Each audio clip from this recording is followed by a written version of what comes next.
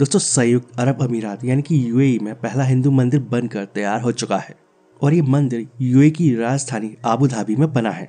और इस मंदिर का निर्माण वोचासन वासी अक्षर पुरुषोत्तम स्वामी नारायण यानी कि VAPS ने कराया है और इसका उद्घाटन प्राइम मिनिस्टर नरेंद्र मोदी ने किया है। और ये मंदिर अपने आप में सर्वधर्म सम्मान की एक अद्भुत मिसाल है।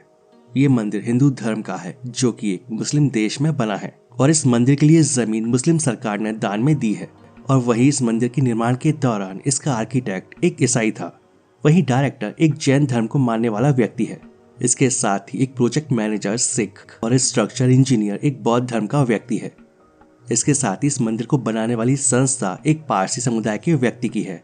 आपकी जानकारी के लिए बता दें कि आबू धाबी में बना ये मंदिर 27 एकड़ में फैला हुआ है।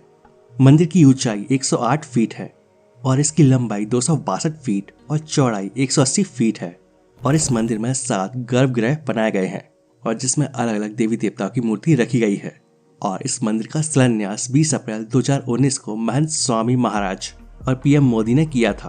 और वही करीब 5 साल के बाद 14 फरवरी 2024 को PM मोदी और महंत स्वामी महाराज ने इस मंदिर का उद्घाटन किया है। दोस्तों, एक रिपोर्ट के मुताबिक आबू धाबी में हिंदू मंदिर का सपना साल 1997 में देखा गया था और इस सपने को मूल रूप देने की शुरुआत 2012 में हुई। 2012 में मंदिर बनाने के लिए जमीन खोजने का काम शुरू किया गया और इस दौरान मंदिर BAPS के अधिकारी यूएई के राष्ट्रपति क्राउन प्रिंस मोहम्मद बिन जायद अल नाहयान से मिले और मंदिर बनाने के लिए 2-3 जमीन का प्रस्ताव उनके सामने रखा। प्रिंस के प्रशासन ने इस प्रस्ताव पर गौर करना शुरू कर दिया और इस दौरान प्रधानमंत्री नरेंद्र मोदी साल 2015 में यूएई के दौरे पर गए और इस दौरान ही क्राउन प्रिंस ने मंदिर बनाने की परमिशन PM मोदी के सामने ही दे दी और साथ ही वचन भी दिया कि वो मंदिर बनाने के लिए जमीन भी देंगे। और 3 साल के बाद 2018 में आधिकारिक तौर पर BAPS को मंदिर के लिए जमीन आवंटित कर दी गई। शुरुआत में आबू धाबी में क्राउन प्रिंस ने 13.5 एकड़ जमीन दान में दी थी और मंदिर को बनाने की परमिशन मिलने के बाद डिजाइन समेत सभी काम चलते रहे। और वही जब BAPS फाइनल प्रस्ताव लेकर क्राउन प्रिंस के सामने गया तो उन्होंने कहा कि आप 13.5 एकड़ में तो मंदिर ही बना रहे हैं और इस दौरान जब आप भारत से पत्थर लाएंगे तो वो कहाँ रखे जाएंगे और जो बाकी की दूसरी निर्माण सामग्री होगी उसे कहाँ रखा जाएगा।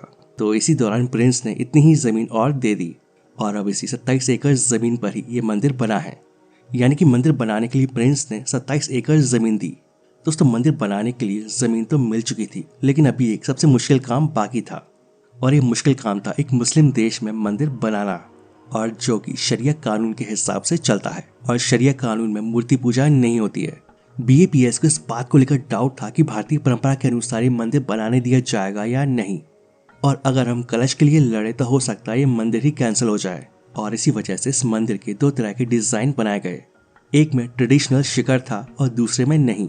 दूसरे मंदिर में ये प्रस्ताव था कि हम मूर्तियां रखेंगे और बाहर से सामान्य बिल्डिंग का आर्किटेक्चर रखेंगे और इन दोनों तरह के डिजाइन को लेकर क्राउन प्रिंस से मिला गया। इसके बाद उन्होंने कहा कि मंदिर भारतीय शैली में ही बनना चाहिए और इस पर यूएई और प्रिंस को कोई आपत्ति नहीं है और इस पर रोक नहीं लगाई जाएगी। और प्रिंस की परमिशन मिलने के बाद इस मंदिर को बनाने का काम तेजी से शुरू कराया गया। राजस्थान में मंदिर के लिए पत्थर तराशे गए और देश के अलग अलग हिस्सों में मूर्तियां बनी और इन्हें गुजरात के कच्छ में स्थित मुद्रा पोर्ट से पानी के जहाज के जरिए आबू धाबी पहुंचाया गया। यहाँ भारत की शाहपुर पालोनजी कंपनी के साथ मिलकर VAPS ने इस मंदिर को बनाने का काम शुरू करवाया और करीब 5 साल के बाद अब यह मंदिर बनकर पूरी तरह से तैयार हो चुका है और इसका उद्घाटन भी भारत के प्रधानमंत्री नरेंद्र मोदी ने कर दिया है।